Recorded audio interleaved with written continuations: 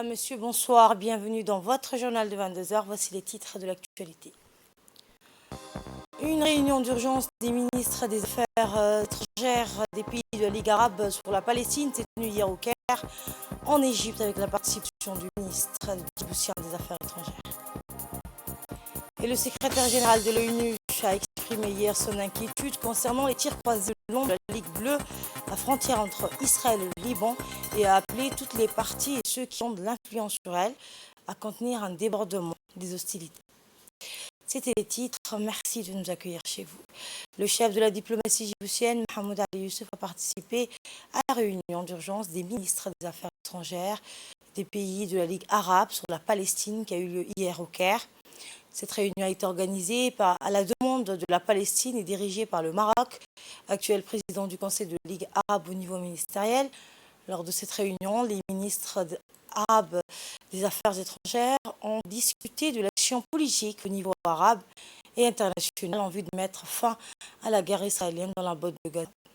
Le chef de la diplomatie djiboutienne est accompagné d'une importante délégation comprenant l'ambassadeur de Djibouti en Égypte et son représentant permanent auprès de la Ligue des États arabes, M. Ahmed Ali Barre.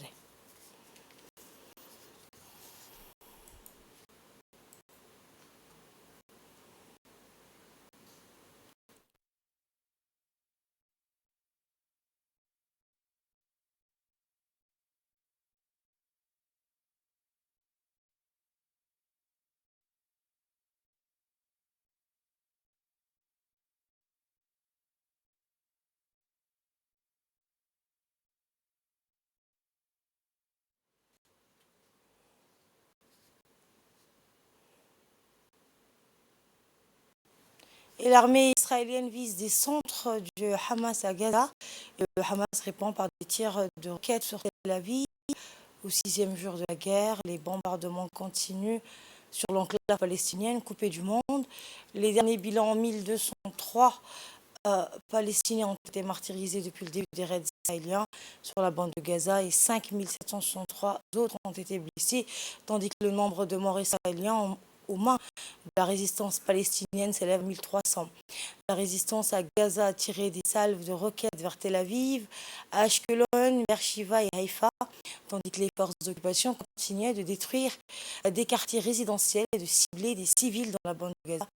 Le secrétaire d'État américain Anthony Blinken est arrivé ce jeudi à Tel Aviv. Et justement, le secrétaire général de l'ONU, Antonio Guterres, a exprimé hier son inquiétude concernant les tirs croisés le long de la ligne bleue à la frontière entre Israël et le Liban et a appelé toutes les parties et ceux qui ont de l'influence sur elle à contenir un débordement des hostilités. Dans une brève déclaration, Antonio Guterres a indiqué qu'il était en contact permanent avec les dirigeants de la région au Moyen-Orient à la suite de la nouvelle guerre entre Israël et le Hamas avec plusieurs priorités. La première étant, selon lui, d'éviter un débordement du conflit. Nous devons éviter un débordement de conflit, a-t-il indiqué lors de cette intervention. Je vous emmène à présent au Maroc où, dans un événement marquant lors des assemblées annuelles de la Banque mondiale et du FMI, une délégation djiboutienne dirigée par le ministre de l'économie, des finances et de l'industrie a tenu une réunion fructueuse avec le vice-président de la Banque mondiale pour la région, MENA, et son équipe. Cette rencontre qui s'inscrit dans une démarche de renforcement des relations bilatérales a été l'occasion d'aborder des sujets essentiels pour l'avenir de Djibouti et de sa population. Au cœur des discussions se trouvait la nécessité de développer des projets d'envergure innovants et accompagnés de financements plus conséquents. Djibouti, en tant que hub stratégique en Afrique de l'Est, est en quête de projets qui stimuleront sa croissance économique et favoriseront l'amélioration de la qualité de vie de ses citoyens.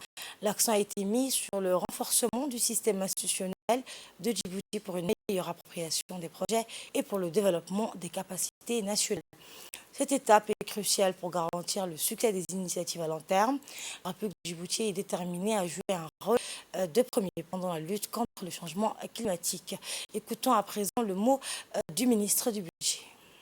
Nous sommes à Marrakech depuis le 9 octobre pour participer aux assemblées nationales du FMI et de la Banque mondiale. Nous avons eu cette opportunité justement pour consolider les relations que nous avons avec ces deux institutions, mais nous avons pu également avoir en parallèle d'autres réunions, d'autres rencontres qui ont pu nous permettre d'avoir des partenaires aussi également au développement. Et nous entendons à travers cette participation euh, porter notre voix pour le changement au niveau du FMI et de la Banque mondiale, mais également trouver les voies et moyens pour renforcer les politiques publiques en Afrique, mais aussi ailleurs, pour que la lutte contre la pauvreté soit menée de manière beaucoup plus soutenue. Dans le reste de l'actualité, le ministre de la Justice, des Affaires pénitentiaires et des Droits de l'Homme, Ali Hassan Madone, a présidé hier une cérémonie de remise des attestations à la première promotion des auditeurs de justice stagiaires de l'École nationale d'études judiciaires, appelée à promotion Feu Abdelrahman Cheikh Mohamed. Cette cérémonie s'est déroulée en présence du directeur général de l'ENEJ, Maktel Ahmed, de la représentante résidente du PNUD, du représentant de l'Union européenne, de la première présidente de la Cour d'appel, Mme Lima Awal Sameh, du procureur général de la République, Jama Suleiman Ali, et d'un certain nombre de personnalités distinguées. Les auditeurs de justice de cette première promotion, qui représente le futur de la magistrature, ont suivi une formation intensive de 18 mois à l'École nationale d'études judiciaires. Cette formation leur a permis d'acquérir des connaissances approfondies pour faire face aux défis complexes auxquels ils seront souvent confrontés dans leur noble profession. Il convient de souligner que le rôle des auditeurs de justice est essentiel au bon fonctionnement de l'appareil judiciaire.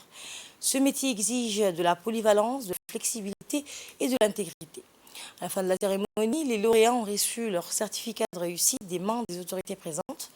Dans son discours, le directeur de l'École nationale judiciaire a souligné que le corps judiciaire constitue l'une des 3 fonctions régaliennes de l'État.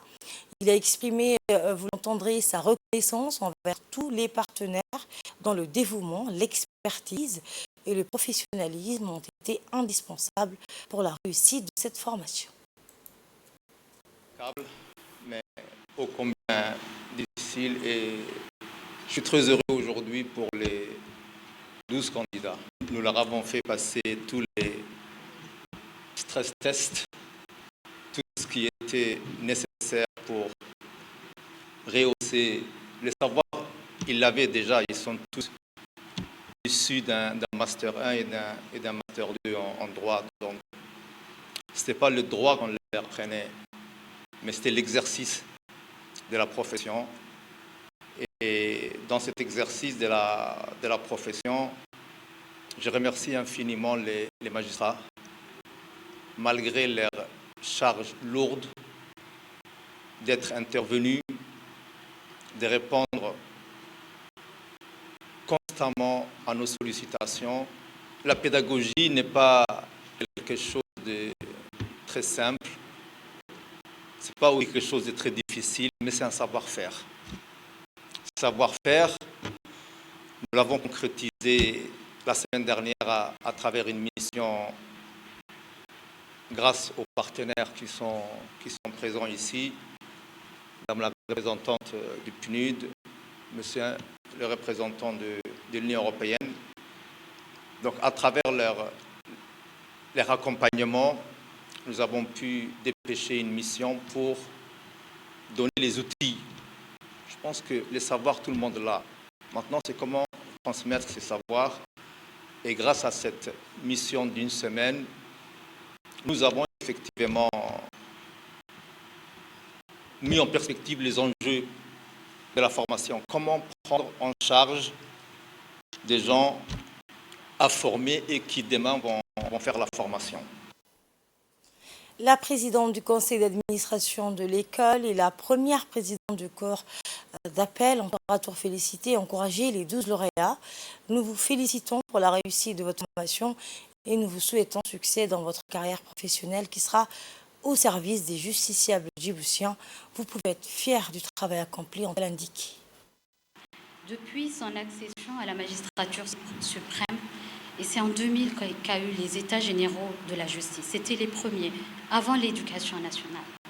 le président de la République, chef du gouvernement, a entrepris divers chantiers d'envergure pour consolider l'indépendance du pouvoir judiciaire, renforcer notre état de droit.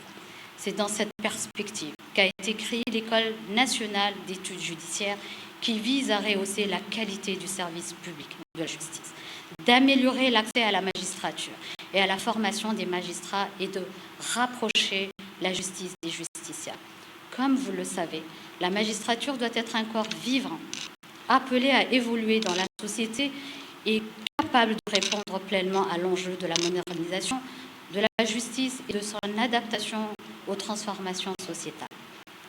Chers auditeurs, permettez-moi tout d'abord de vous féliciter pour la réussite de votre formation, de vous souhaiter succès dans votre carrière, qui sera au service des justiciables djiboutiens. Vous intégrez aujourd'hui la magistrature, l'intégrer, car vous avez réussi un concours exigeant. Je vous en félicite. Vous pouvez être fiers du travail accompli. Donc, je félicite encore une fois le directeur de l'école qui a vraiment mené cette mission à bras-le-corps, le ministre de la Justice, le président de la République qui a soutenu. C'est important qu'un pays ait son école. Vous êtes la première promotion, la promotion de notre regretté collègue Abdelrahman Cher. Donc, félicitations à vous et bienvenue dans la grande famille judiciaire. Cette famille judiciaire, il n'y a pas que les magistrats, il y a les avocats, il y a les huissiers. Nous sommes une famille unie, une famille professionnelle. C'est une lourde responsabilité qui est sur vos épaules à partir d'aujourd'hui. Et pour sa part, le ministre du Travail, Omar Abdi Saïd, a mis l'accent sur l'importance pour un pays de disposer d'une structure de formation judiciaire telle que l'ENEJ. On l'écoute. Moi, un réel plaisir de participer ce matin aux côtés de mon collègue Al-Hassan Badon pour cette remise des diplômes. Je sais tout à l'heure que le verset de Coran qui a été récité ici indique long de vos responsabilités qui vous attendent. Je ne peux que vous dire qu'Allah vous facilite cette tâche. Vous êtes pour nous le fruit d'un long processus et j'espère que tous vous avez été à la hauteur durant ces 18 mois et vous récoltez ce que vous avez vous-même sémé. J'ai tout à l'heure entendu également que d'autres filières en suivront pour accomplir et finir le processus. Je pense que pour ma part, je ne peux que vous féliciter, vous dire bonne chance dans cette nouvelle carrière. Prenons la parole sur le ministre de la Justice, Al-Hassan Badon, a indiqué « Ce métier que vous allez exercer est un métier très noble, mais c'est aussi un métier difficile. Et c'est pour ça que vous avez besoin de ce que vous avez appris à l'université, mais également de cette formation qui vous sera dispensée dans cette école. Il faudra aussi d'autres qualités humaines et personnelles. » On l'écoute. Nous sommes persuadés, nous tous, que vous allez réussir parce que vous avez la foi d'abord. La foi dans vos croyances, votre intime conviction, vos valeurs et vous devez avoir la volonté d'être neutre et impartial dans ce que vous faites. Vous avez réussi à avoir une formation après une sélection difficile. Sur plus de 60 candidats, vous êtes les 12 qui sont là aujourd'hui en tant que magistrats. Cette cérémonie aurait peut-être plus de pression pour vous si elle avait lieu avant votre nomination. Mais là, vous êtes plus relax parce que vous êtes nommé au Conseil des ministres après validation par le CSM. Donc, vous avez certainement les oreilles bien ouvertes. Donc, j'espère que vous avez bien entendu et retenu le conseil que vous donnent vos aînés. Il est peut-être temps pour vous de mettre la tenue appropriée, de prêter serment. Donc vous allez jurer que vous allez faire votre travail en votre âme et conscience. Je voulais saluer le travail accompli par l'école, à commencer par le directeur général qui s'est battu pour que cette école donne aujourd'hui ce résultat. Aujourd'hui, vous avez fait, monsieur le directeur général, un travail remarquable, donc je tiens à vous féliciter. Je voulais dire aux magistrats en exercice, aux avocats et tous les partenaires du monde judiciaire que vous êtes, malgré qu'ils soient magistrats, vous êtes encore leurs responsables, leurs parrains. Donc vous devez les conseiller, les orienter, les jeunes magistrats, leur donner les bonnes indications. Et notre équipe sur place a pu recueillir quelques réactions, dont celle de Mme Mouna Youssouf Omar, major de cette première promotion. On l'écoute. Fière de l'institution qui a mis en place du coup cette école. Je suis très contente et je veux souhaiter le meilleur du coup pour les prochaines promotions qui vont nous suivre et du coup souhaiter le meilleur pour nous aussi dans notre futur emploi en tant que magistrat. Une étape significative a été franchie pour Djibouti dans sa quête d'exploiter ses ressources naturelles et de stimuler sa croissance économique. Le président de l'autorité des ports et des zones franches, Aboubakar Omar Hadi, a signé hier un protocole d'accord tripartite aux côtés de deux acteurs clés, le directeur général du Fonds souverain de Djibouti, Slim Friani, et le directeur général de Sea Invest Afrique, Édouard Guillou. Cet accord révolutionnaire ouvre la porte à des opérations d'exportation de deux produits nationaux majeurs, le sel et la perlite, vers les marchés internationaux. Le port de Goubet deviendra la plaque tournante de ces exportations, renforçant ainsi la position de Djibouti sur la scène mondiale. Sea Invest, un opérateur de terminaux internationaux spécialisés dans le vrac sec et le vrac liquide, a décidé de s'associer à Djibouti, son directeur. Et donc on est absolument ravis de démarrer une aventure djiboutienne avec des partenaires de cette qualité. La première idée, c'était vraiment de participer au développement djiboutien, participer à une nouvelle aventure économique. On y croit, on suit ce développement et voilà, encore une fois, on est ravis d'y participer. Et pour nos deux sujets, vrac et liquide, écoutez, c'est une belle opportunité, un beau challenge. Il nous reste beaucoup de travail pour aller toucher les objectifs qui sont donnés. De plus, le protocole d'accord ouvre la voie à Sea Invest pour co-investir dans l'un des terminaux de stockage de liquide en vrac de parc industriel de Djibouti et de Medjug. Ce terminal de stockage sera soutenu par l'infrastructure complète du parc industriel qui comprend le port de vrac liquide de Medjug. Écoutons un extrait de l'intervention du directeur général du Fonds souverain. C'est une autre opportunité de rappeler que l'union fait la force et donc la solidarité est importante à l'échelle nationale et internationale. Donc, à l'échelle nationale, nous avons Great Horn Investment Holdings. Donc, bien évidemment donc, tout le monde connaît les infrastructures portuaires, logistiques, etc. au niveau de Great Horn Investment Holdings. Et le Fonds souverain de Djibouti, le jeune Fonds souverain de Djibouti, dont le rôle est de diversifier l'économie djiboutienne et de travailler en partenariat et d'attirer, entre autres, des partenaires internationaux de premier plan, tous secteurs confondus. Et c'est là où, donc, à cette occasion, nous avons un nom très connu dans l'industrie Sea Invest, qui sont donc connus dans le monde opérateurs des ports dans plusieurs pays en Europe et en Afrique. Et dans ce sens-là, les intérêts ont convergé pour donc développer et exploiter le port du Goubet. Et donc là, on parle du sel et de la perlite, les deux actifs connus aujourd'hui dans l'industrie extractive. Très important de développer l'industrie à Djibouti en général, et dans ce cas-là, c'est l'industrie extractive du sel et de la perlite, donc autour du port de Goubet. À part ça, nous parlons également donc de Damerjo. Donc Damerjo, c'est également une zone très importante, une zone du futur pour Djibouti, mais c'est une zone du présent. Maintenant, on parle du présent, c'était, on va dire, un peu plus dans le futur, mais nous travaillons collectivement, main dans la main, donc au niveau national, Great Horn Investment Holdings et le Fonds souverain de Djibouti, tous secteurs confondus, comme je viens de le dire, mais très important dans ce sens-là de rappeler qu'à notre niveau, donc on se complète, une complémentarité, un travail d'équipe Djibouti et au niveau du Fonds souverain de Djibouti. Cet accord tripartite représente une étape majeure dans l'histoire de Djibouti, démontrant son engagement envers le développement économique et son ambition de devenir un acteur clé sur la scène internationale en matière d'exportation de ses ressources naturelles. Voici les mots du président de l'autorité des ports et des zones franches, Aboubakar Omar Hadi. Le contrat qu'on vient de signer aujourd'hui, ça porte sur l'exploitation du port de Merjok et de Goubet. Goubet, comme vous le savez, ce sera le premier produit exporté de la République de Djibouti vers le monde.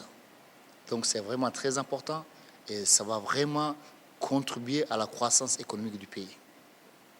Donc ça, c'est un premier projet, c'est l'exploitation de ces ports.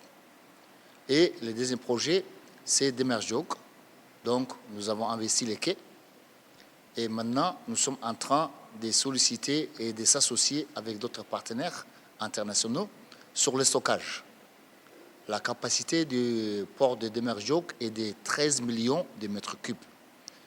Et pour ça, il nous faut 1 million de mètres cubes sur 12 fois de rotation. Donc, en partie, on vient de signer. Il y aura d'autres partenaires qui vont venir aussi avec nous, qui vont signer pour faire les 1 million de mètres cubes de stockage pour la capacité totale de la GT. Dans le reste de l'actualité, le ministère de la Santé, en collaboration avec GX Fondation, a lancé la deuxième caravane ophtalmologique de la cataracte en République de Djibouti. La cérémonie de lancement a été organisée au sein de l'hôpital général Pelletier, présidé par le directeur général du CHU de Djibouti, Dr Omar Ismaël Mahamoud. À travers cette caravane, le ministère de la Santé et GX Fondation ont fixé comme objectif de consulter, opérer et soigner gratuitement des centaines de personnes touchées par la cataracte dans notre pays. Pour rappel, en février dernier, le Premier ministre avait présidé la cérémonie de renouvellement du mémorandum d'entente entre le ministère de la Santé et GX Fondation, qui avait pour objectif de mettre en place l'organisation des caravanes médicales mobiles en vue d'opérer et soigner toutes les personnes souffrantes de cataracte de notre pays. La Fondation GX et le ministère de la Santé ont déjà opéré en février dernier plus de 500 personnes sont fixées à travers cette deuxième caravane comme objectif d'opérer plus de 1000 personnes touchées par la cataracte en République de Djibouti. L'opération s'étend sur une période de 6 semaines et se déroulera à l'hôpital général Pelletier. À noter que toutes les personnes souffrantes et victimes de cataracte ont remercié cette fondation pour sa politique de bienfaisance.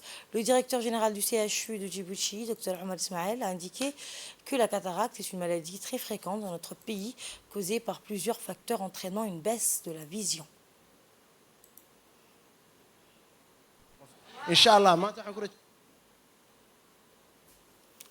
En France, dans le cadre de leur stage d'immersion dans les classes préparatoires aux grandes écoles, les élèves de l'école d'excellence sont arrivés le 7 octobre à Paris. Ces élèves, encadrés par des responsables du ministère de l'Éducation nationale et de la formation professionnelle, ont démarré leur stage d'immersion qui doit durer donc du 7 au 14 octobre prochain au sein des écoles préparatoires de Paris, Poitiers et Nancy. Ce stage d'une semaine se fera aux côtés de leurs camarades français de deuxième année des écoles préparatoires de 3 lycées en France.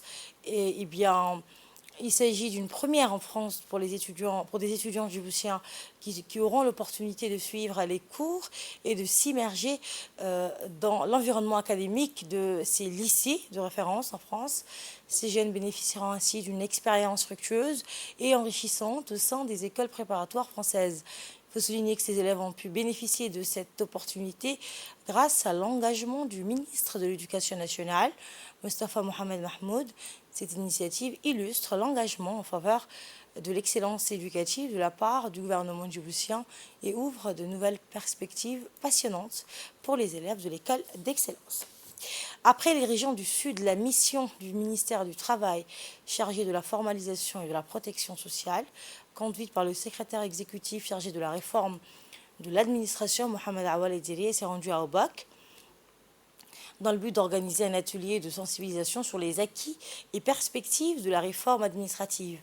À l'instar des premiers ateliers, la cérémonie de lancement à Obak a vu la participation et notamment du préfet de la région, du président du conseil régional et des participants concernés.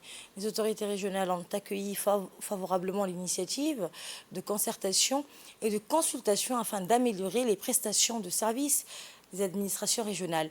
Le bon fonctionnement de l'administration a un impact direct sur la vie de chaque citoyen, qu'il s'agit de la prestation des services publics, de la gestion des ressources publiques, de la lutte contre la corruption ou de la promotion de la transparence et de la responsabilité. Après une présentation du bilan et des perspectives de la réforme, les participants ont formulé des doléances au profit de leur région. Notre administration répond-elle aux attentes de nos concitoyens? Est-ce que nous, puisque vous êtes tous réunis aujourd'hui, vous êtes tous responsables d'un service ou même d'un bureau, est-ce que ça répond aux attentes de nos concitoyens? Qu'est-ce que nous pouvons faire? Comment pouvons-nous changer les choses pour aller de l'avant, pour améliorer le rendement aussi de l'administration? Après la formation sur la déontologie des administrateurs, j'attendais beaucoup aussi de cette formation parce que vous avez formé un panel et ce panel devait continuer la formation en cascade. Alors aujourd'hui, comme vous l'a dit donc, le secrétaire exécutif, et j'attends normalement à l'issue de cette formation un résultat réel. Des questions qui touchent le fond du problème. Pas travailler seulement sur la forme, mais surtout sur le fond. C'est ça l'essentiel. Comment pouvons-nous améliorer et surtout nous améliorer nous-mêmes dans le travail de tous les jours.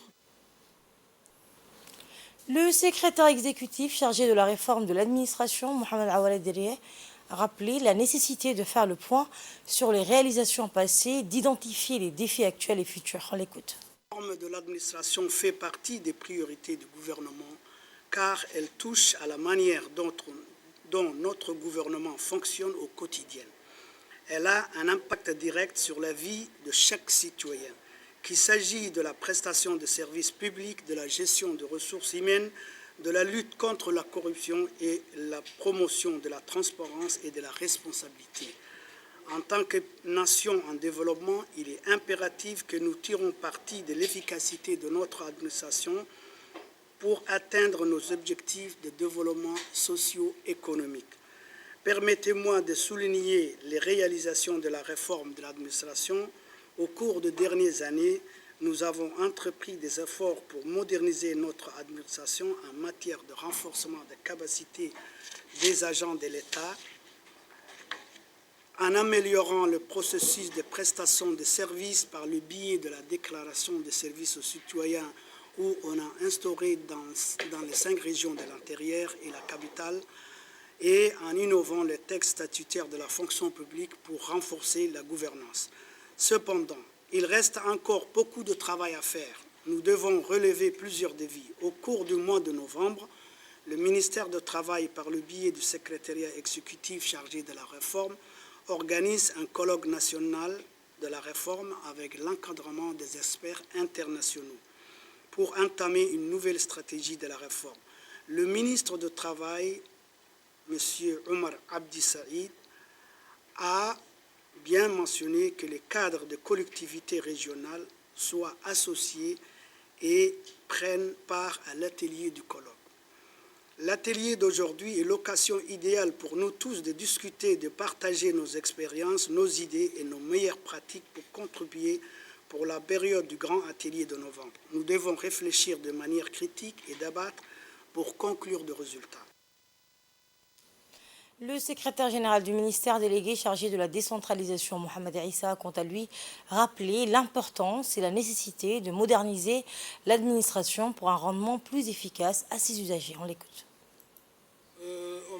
On a noté également, comme dans toutes les régions, des difficultés qui existent au niveau de services déconcentrés. On a noté la nécessité de renforcement du pouvoir décisionnel des chefs de services déconcentrés, de renforcement de ces services sur le plan humains, financiers et matériels. Mais ce qui est important de souligner ici, c'est l'intérêt que vous portez à cette réforme administrative. Dans toutes les régions, on a constaté une vision un peu partagée sur la décentralisation, sur la déconcentration et sur la réforme administrative.